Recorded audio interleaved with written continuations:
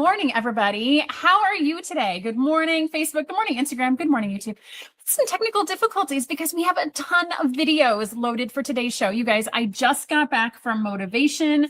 I am so excited to share so many behind the scenes videos at Moda from you and tell you all about this incredible event we had last week. So I want to give some background as to what exactly this Motivation event is, because we've been talking about it on social media. If you've been following other ambassadors, they've been talking about it on their channels as well. I've already seen some videos posted of behind the scenes things. And so I took some videos. I want to give you guys some color and some context for all the fantastic things we were able to do.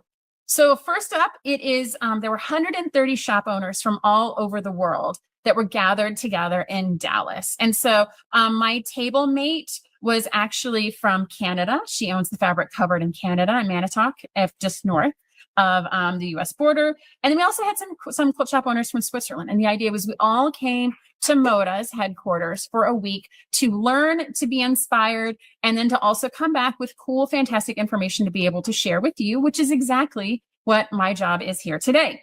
So we had some Moda designer-led classes. So they brought in Moda designers of fabric, and they came in and they showed us how to make a quilt kit, and we got some exclusive behind-the-scenes access to them. We got to have conversations with them about their design process and learn all sorts of fun things. We had supplier showcases. So they brought in suppliers from all over the United States, and they just gave us demos on all their tools and gadgets and all the fun things that are coming up. And we got to see new things that haven't been released yet that we had an opportunity to purchase before we could. We had an opportunity to go into the Moda warehouse. I'm going to talk about the Moda warehouse when I talk about our Moda behind the scenes tour, but that was a ridiculous amount of fun to be able to go up and down the aisles shopping for Moda while they have their fulfillment team coming in and pulling things off the shelf. It was great. And then we had a behind the scenes tour. So these behind the scenes tours were actually led by the Dunn family. So Mark Dunn is the original owner and founder of Moda, and then his son and his grandson led these tours. So we had, direct access to all the people that were giving us all the best information. It was fantastic.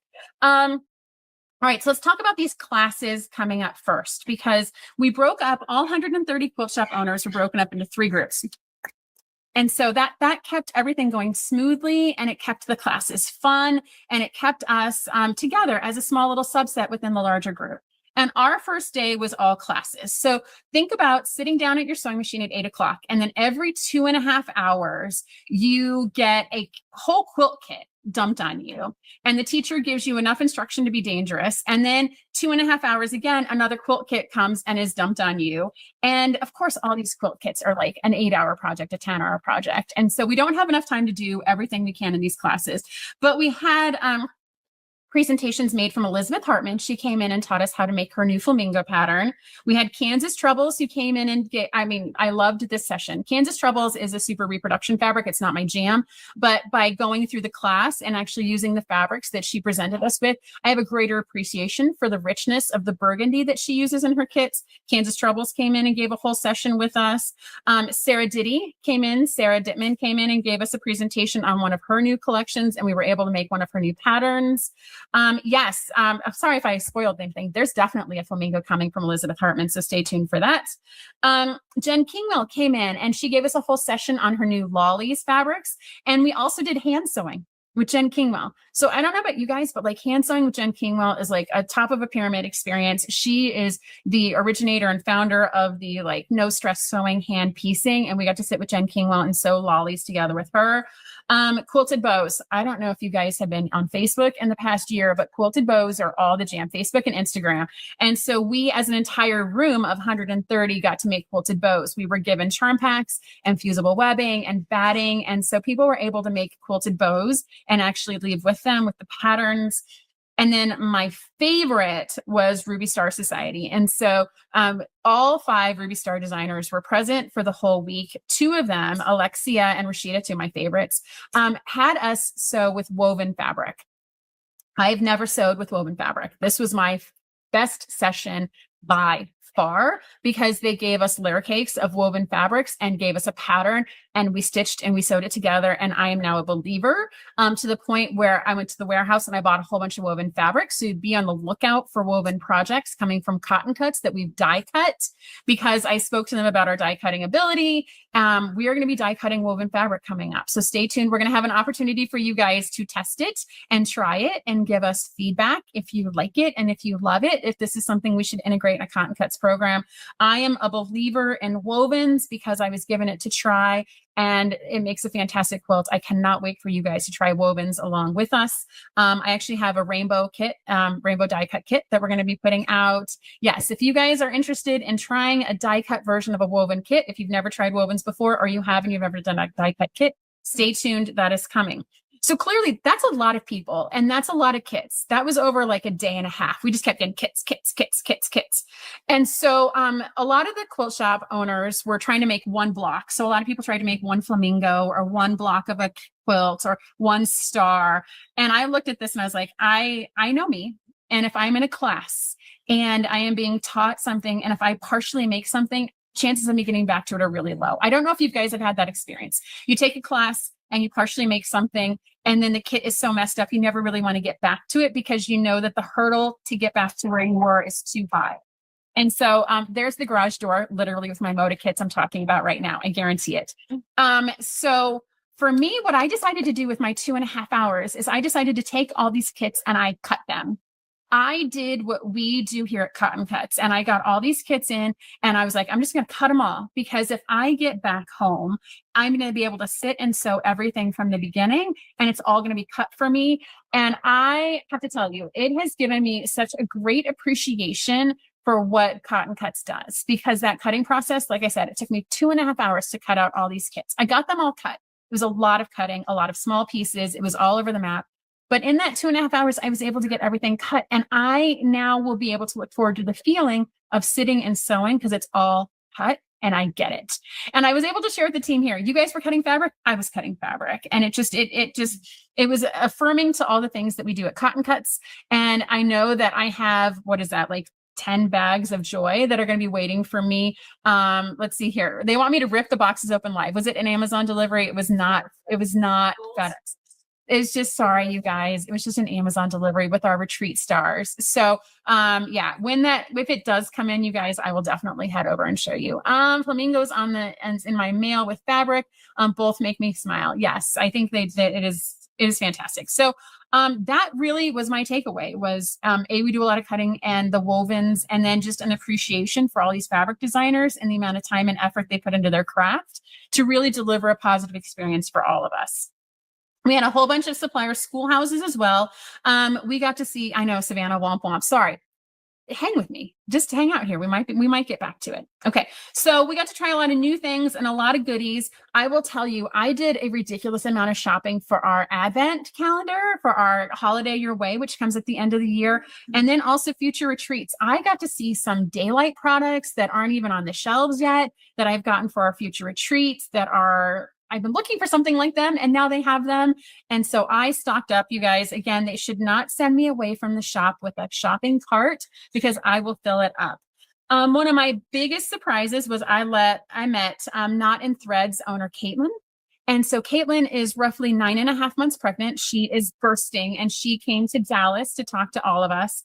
But she is a certified by Annie instructor and she does a lot of bag patterns that are fantastic, easy to follow, and amazing and beautiful. She has signed on to be one of our class instructors for when we go to Las Vegas in June next year. So if you're interested in making bags, be on the lookout for when the Las Vegas retreat signs up, because Caitlyn is going to join us and teach all of us how to make bags, quilted bags specifically, if that's something that's on your bucket list or you want to learn new skills or tips or tricks. Let's see here. Sandy, yes, the cutting, it is literally a hurdle. And even when I was thinking about, like, when I get home and this is partially made, I'm not going to want to have to stop and go back and cut. So by making it all cut, like I literally gave my future self a gift. And so I'm looking forward to that.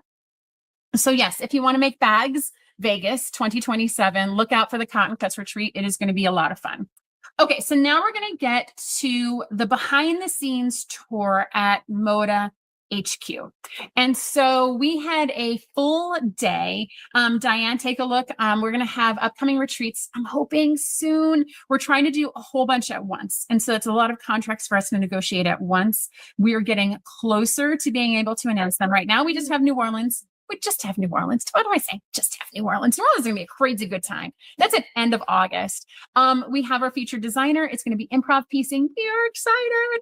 You're going to hear a lot more about the designer coming up here soon, but we're trying to launch 9 at the same time. And so it's a lot of contracts. It's a lot of things to get in place. When we don't want to trickle them out. We don't want to be like, here's one this week and here's 2 the week following and here's one, because then you'll just be fatigued and you'll want to wait for the whole thing to come out. So we want to do the full thing all at once.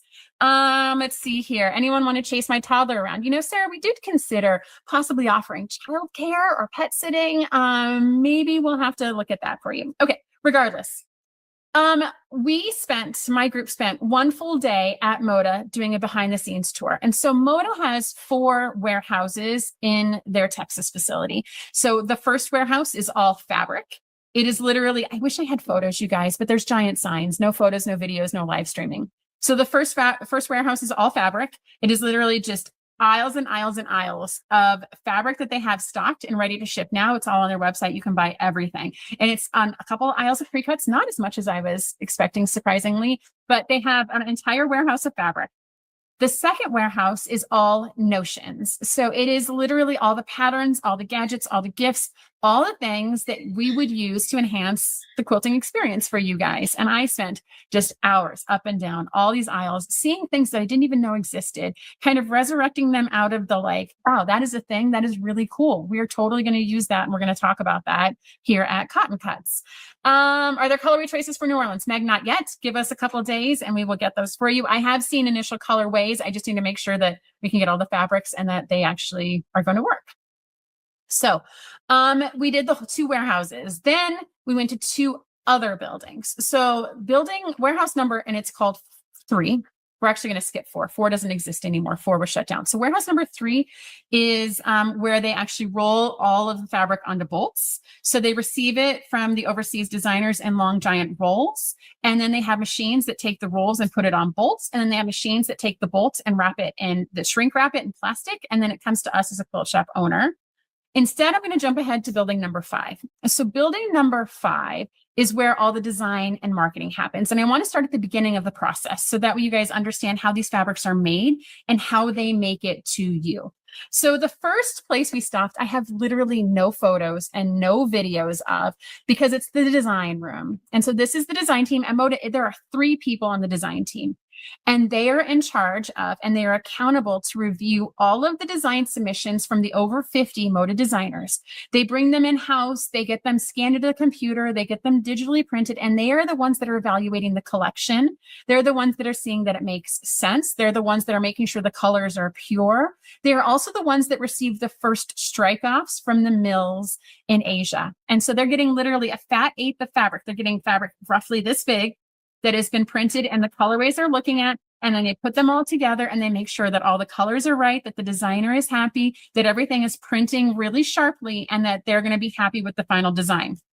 Now, I know we live in this day and age where we think this is all digital, right? We see fabric designers with their, Apple products and the pens, and they're all designing up fantastic, beautiful things. But we were there when Deb Strain's art submission was on the table. And she still hand paints in watercolor. All of Deb Strain's fabrics are done by hand, and she sends in these graphical prints that are 11 by 17, if not a little bigger, on canvas. And the Moda team digitizes it and then converts it to fabric for her. And so it was just amazing to think, like, in this world where I have to have some advanced Adobe certification to be able to actually design fabric, here is a fantastic designer that is still using hand watercolor canvas for her fabric designs and submissions. And so, like I said, the team is bringing all these inputs in. They have mood boards up.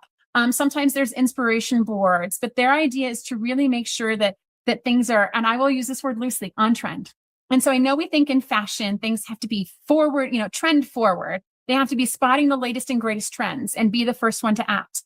They actually said in their design process, they don't want to be too early because they want you guys as quilters to have seen the trend, to be in love with the trend by the time that you start seeing fabric. They don't want the fabric to lead the trend. So they have to be very careful and cautious when they're selecting colors, that they're not too early, but also not too late. So it's a very kind of, they intentionally are late, but it's by design.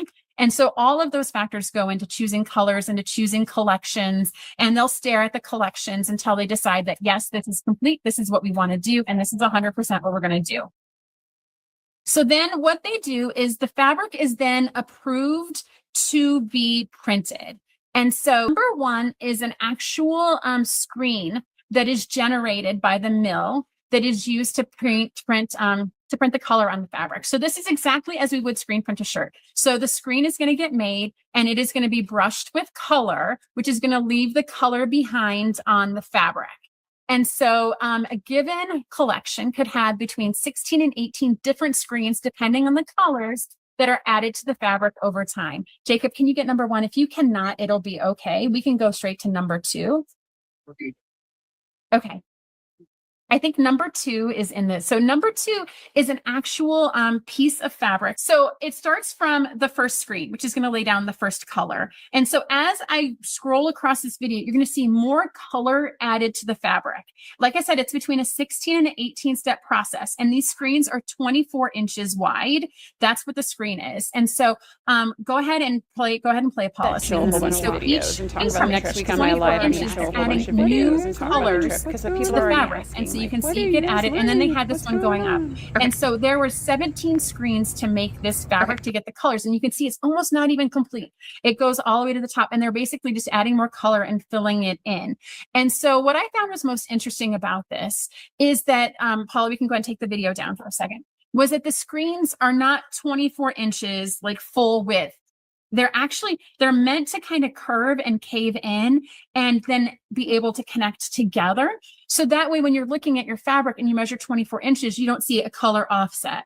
So the screens themselves are actually meant to kind of dodge and weave. So that way the colors don't have an offset. If you have a flower that has a little bit of a kind of a cut in it, the screens are not cut to be exactly 24 inches square. And so I thought it was fantastic to actually visualize what that means in terms of yardage of fabric. Now, when they're printing their first orders, they're printing 1,000 yards at a time. And there is a giant warehouse in Building 5 that is just full of boxes of fabric that are 1,000 yards, that are first prints of fabric that are not going to hit your shelves for a year. So I know Fire Glow is a fabric that a lot of people have been talking about. Like, it's really hot for Moda. They've had Fire Glow sitting on their shelves for a year and a half. And it sits there because you have to order 1,000 yards in order to bring the fabric in. And once it comes in, it goes to the marketing team. And so the marketing team then receives these fabrics that are actually printed on fabric, and they're going to come up with a whole bunch of printed materials for quilt shop owners to look at. They're going to come up with all the materials that you guys are going to see about these collections. And they're also going to come up, they make themselves on fabric the little pieces of header boards that quilt shops see when they're ordering fabric. So Jacob, can you pull up swatch video number 3 for us, please? So what we see in 3, these are collections that haven't even been printed in a catalog yet for a store to see. They are coming out soon. And so you can see they have them kind of organized by group. And this is what they're going to use to create the catalogs and all the promotional materials and all the patterns that then come to us as quilt shop designers. So for you guys, this is stuff you guys might see in 8 to 9 months is what we see in this video here. Go ahead and Jacob and pull up video number 4 for me, please. So video number 4 is the team that actually makes the headers that then get sent out to the sales reps that we see. And so you can see on the top there, she has a collection of fabrics. And so she is laying out the fabric in order, and then she's going to set it aside. And a second process is going to be to come and staple on what the collection is and what all the SKUs are so that I, as a quilt shop owner, can design it. And so she's taking the paper on the top and she's laying all these beautiful fabrics out in color order. And then that's what I will eventually see. So you guys, I won't see these fabrics from my sales rep for probably another 2 or 3 months. And again, it's going to be another 6 to 8 months until it actually hits your store. So you guys, like, it was fascinating that this is done by hand. And I think we think so many of these processes are machines and it's so heavily automated. She was literally doing it by hand. There were about 3 individuals that were there doing it by hand. But what I also learned is in that 1,000 yards, not only are they making these things that they're not selling, but they also have bundles and they also have sample yardage that they have on the shelf because again, they have 1,000 yards of all these prints that have to wait a whole year. So they try to use the highest value use of it because it's just sitting there for them for now. Let's see here. Fire Glow kit that she ordered in November. Yes, that Fire Glow kit is fantastic and amazing. Let's see here. Ellen's saying she would also be broke wanting to buy all the fabrics. That's absolutely true. So then the other piece that happens in the marketing department, Jacob, video number 5 for us, is they have a whole studio team. Oh no, she's on to us. And so this is the studio. If you follow Moda on YouTube or any of their social media, this is the sewing studio that their team comes into. That's actually their marketing director. And so the day we were there, they were shooting a video on how to sew curves. And so in front of her right there, there's a whole bunch of layouts. They have an overhead camera. They have, she's pointing to it, they have an overhead camera. They had Sarah Diddy that was coming in and actually teaching everyone how to sew with curves using her latest collection. Okay. So now here's the fun stuff, right? You can see this is a super teeny tiny little studio. So they've ordered, the sales reps have gone out, they've collected all their orders. And so they collect all the orders, they place all the orders, and then they bring the fabric in.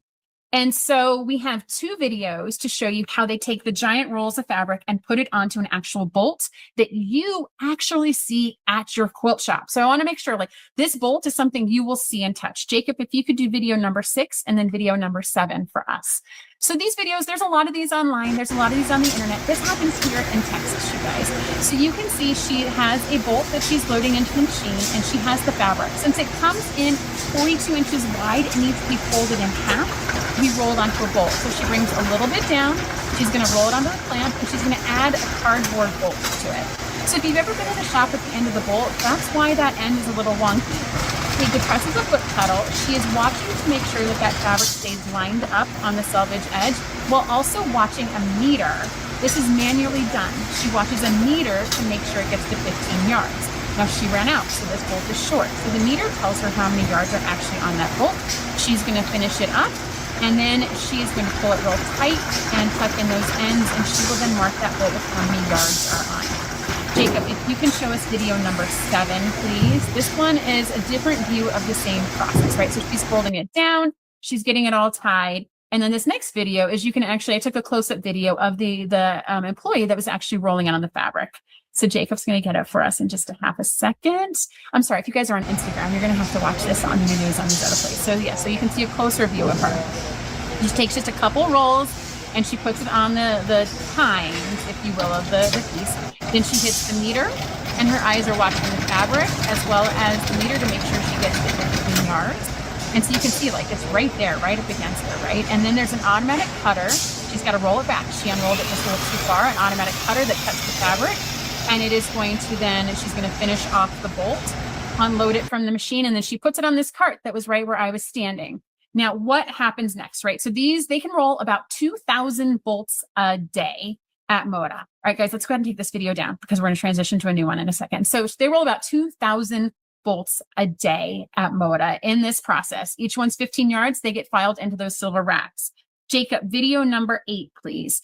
And so they're rolling them really, really fast, and they're queuing them in these racks that then go on to be shrink wrapped. And so this is an example of just what was on the shop floor the day we were there.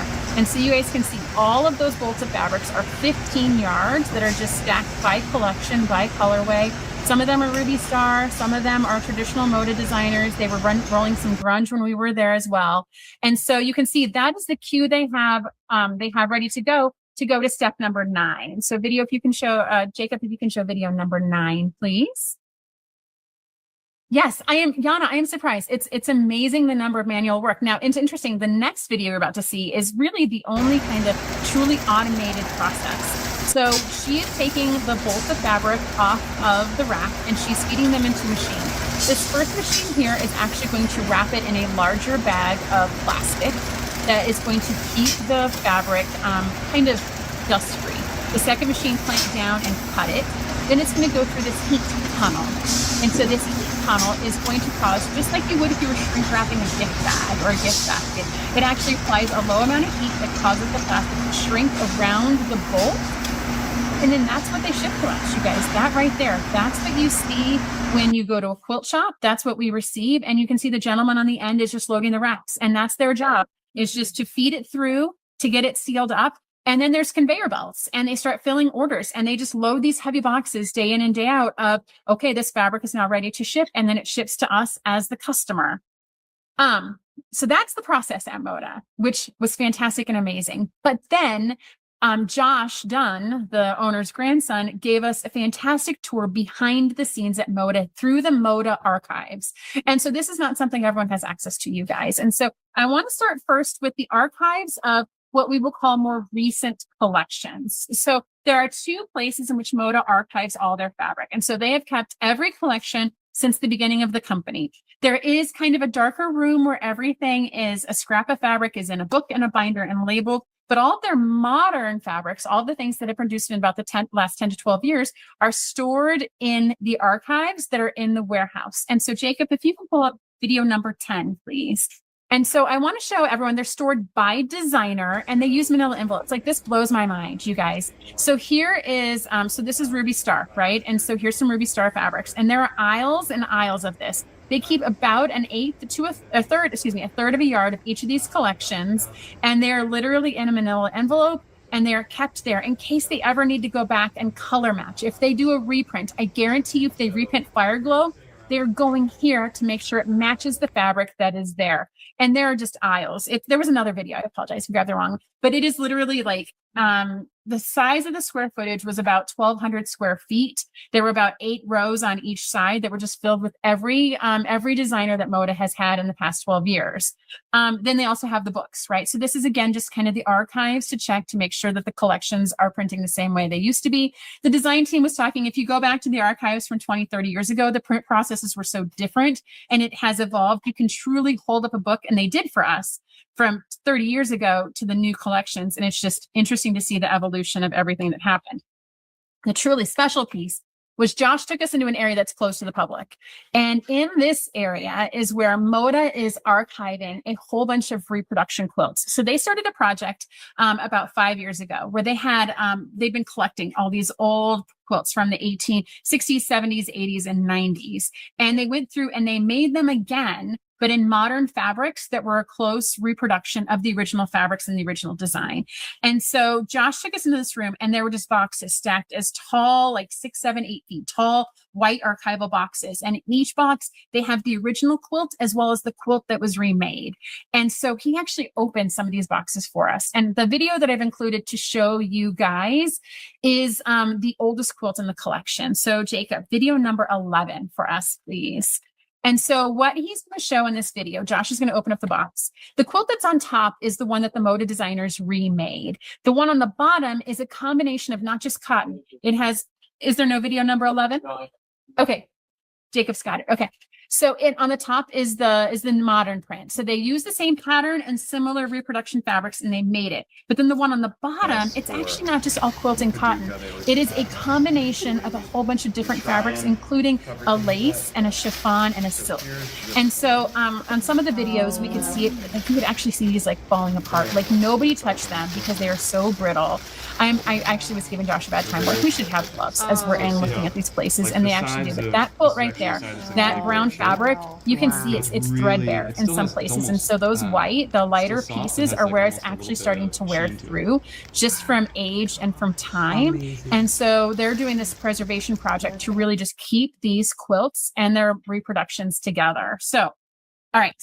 I think that's all the videos I have for you guys. It was that day that I spent in all the warehouses, just learning the whole process and collecting all these videos was truly a highlight of the trip, you guys. I can't even tell you. We spent a lot of time in that reproduction area. He pulled out like 5 or 6 quilts for us, and we could just see what they were trying to do there, where they're trying to keep all these quilts and all this history alive.